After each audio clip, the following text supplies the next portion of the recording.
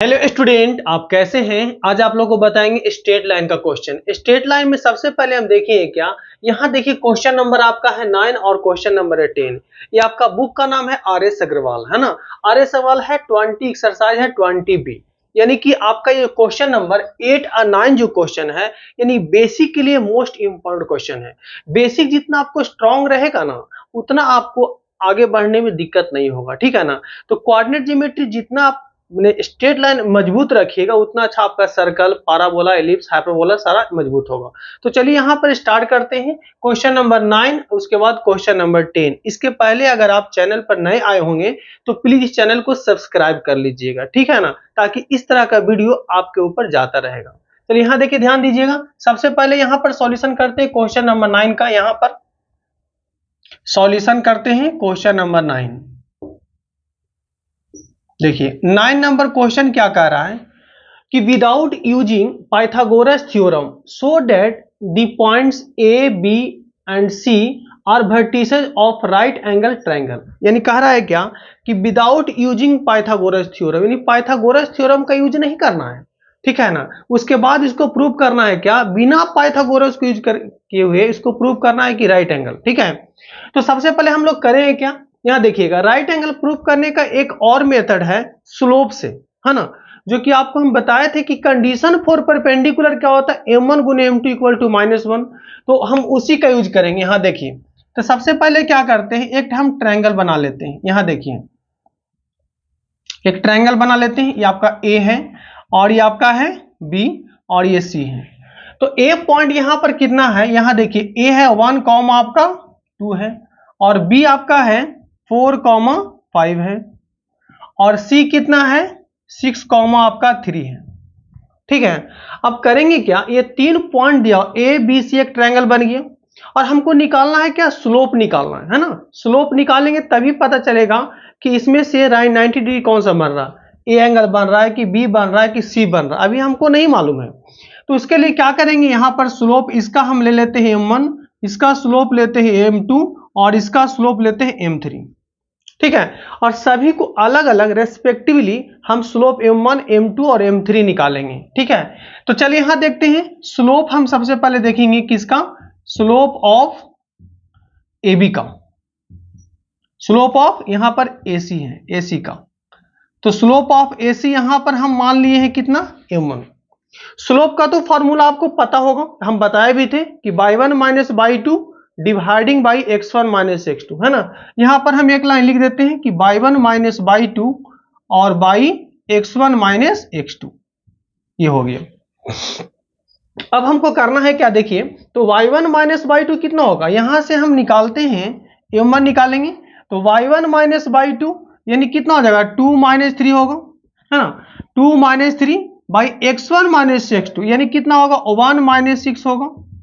अब ये आपका हो जाएगा -1 बाई -5 यानी कितना होगा, 1/5 होगा, ठीक है। तो स्लोप m1 निकल गया। अब हम m2 देखते हैं। चलिए यहां पर देखेंगे slope of AB, slope of AB यानी यहां पर हो गया कितना, m2 हो जाएगा। तो m2 का स्लोप निकालेंगे, फिर उसी तरह से y1 माइनस y2, तो यहां पर कितना हो जाएगा, 2 minus 5, 2 minus 5 by x1 minus x2 यानी 1 माइनस 4। अब यहां से देखिएगा कि m2 का वैल्यू कितना आ जाएगा, -3 बाई यहां पर कितना आ रहा है, -3 यानी आपका 1 है ना। -3 बाई -3 1 आ गया।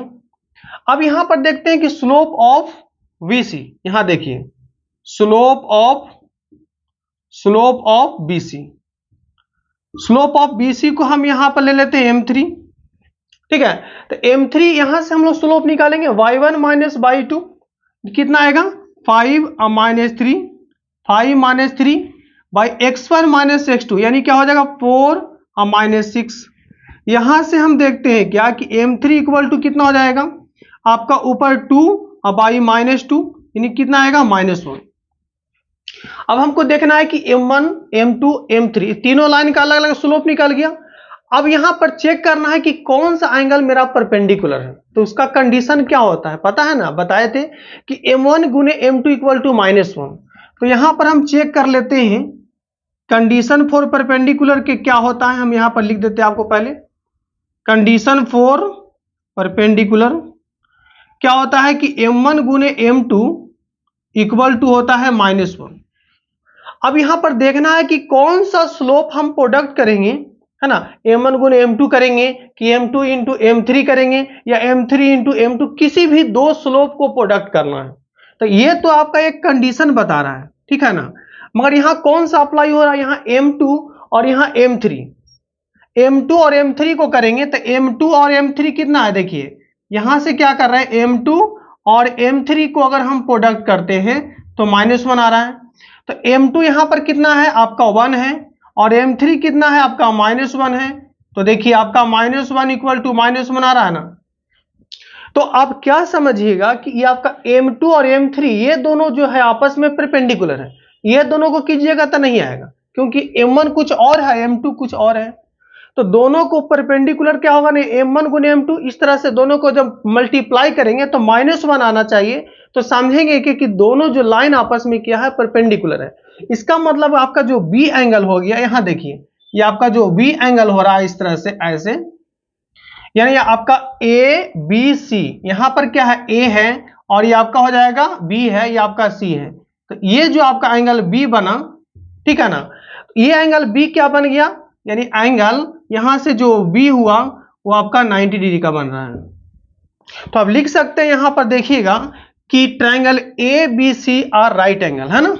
यहां देखिए यहां पर क्या होगा, यानी ट्रायंगल ए बी सी, ए और बी सी आर, यहां पर क्या होगा, राइट एंगल ट्रायंगल,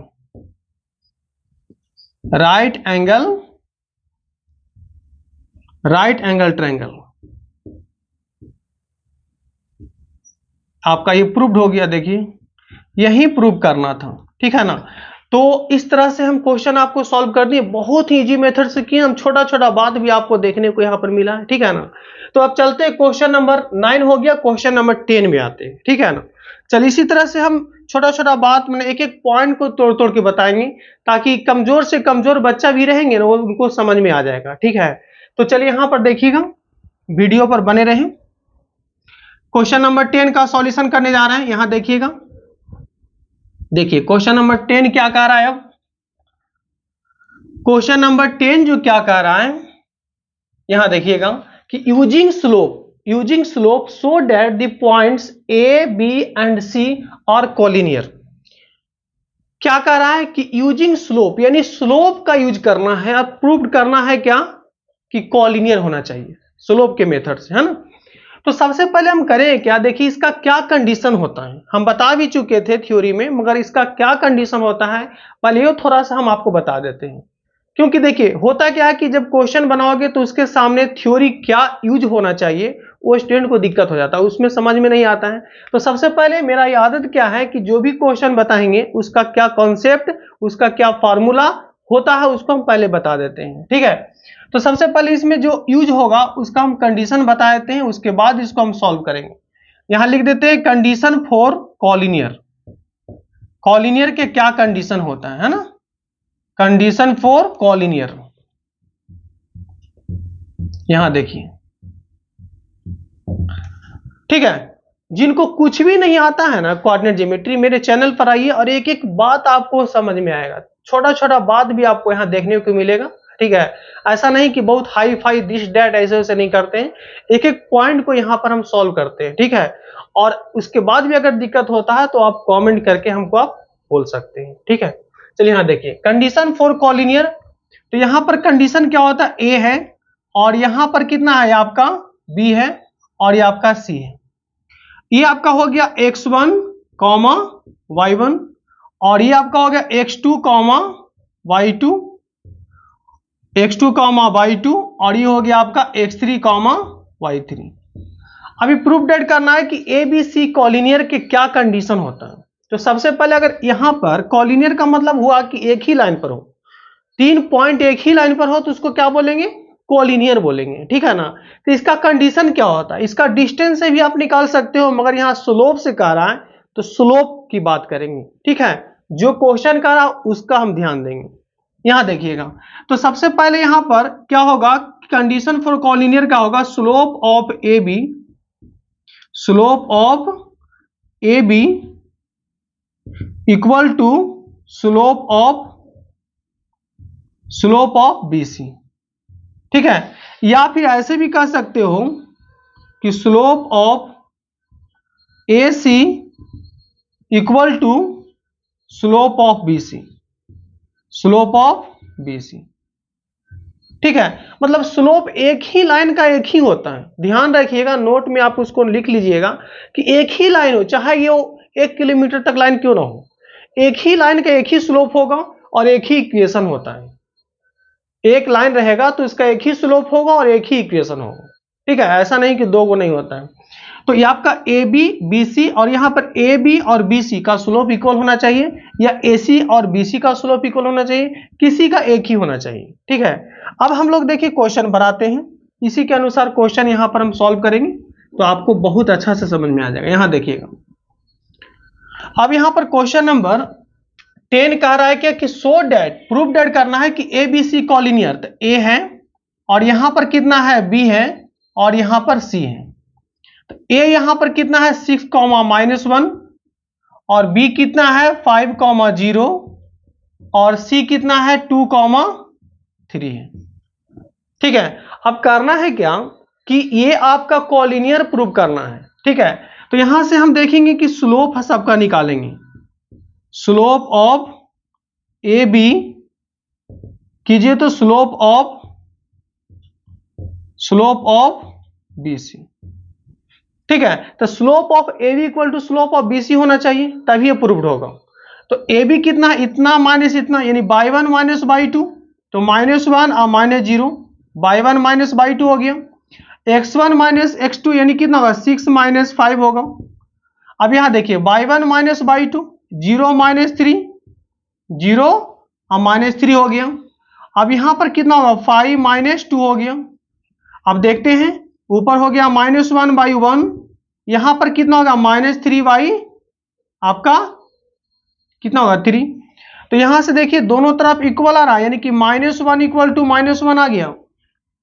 ठीक है, तो दोनों इक्वल हो गया। या आप ऐसे भी कह सकते हो कि slope of A C equal to slope of B C, वो भी कर सकते हो। देखिए आपको हम यहां पर वो भी करके दिखा देते हैं। ठीक है ना, एकदम छोटा छोटा बात भी यहां आपको देखने को मिलेगा, सारा चीज। तो यहां पर देखते हैं slope of A C equal to slope of B C, slope of B C. अब यहां देख स्लोप ऑफ ए सी करेंगे, तो इतना माइनस इतना, यानी कितना होगा, -1 है ना, बाई 1 और -2, बाई 1 -2 बाई x1 -x2, तो कितना होगा 6 और -2 है ना, 6 - 2 हो गया। और स्लोप ऑफ बीसी तो पहले से यहां पर निकाले चुके हैं, -1। अब इसको देख लेते हैं, ऊपर हो गया -4, नीचे आ गया 4, यानी कितना, इतना आ गया।